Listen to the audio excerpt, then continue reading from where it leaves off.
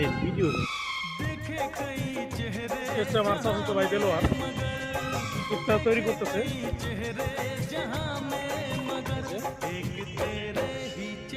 যাই হোক, সুন্দর দৃশ্যটা দেখেন, সুন্দর পরিবেশে মাঝে। আর ডাইনে দেখতে পাচ্ছেন এই যে নদী, এটা হলো পদ্মা নদী। আর সেই সাথে এই পাশেই কিন্তু সবুজে ঘেরা ফসলের জমি।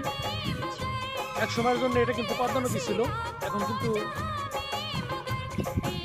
সেটা চর পরে এখন ফসলের জমি হয়ে গেছে সবুজে ঘেরা। দেখেন খুবই ভালো।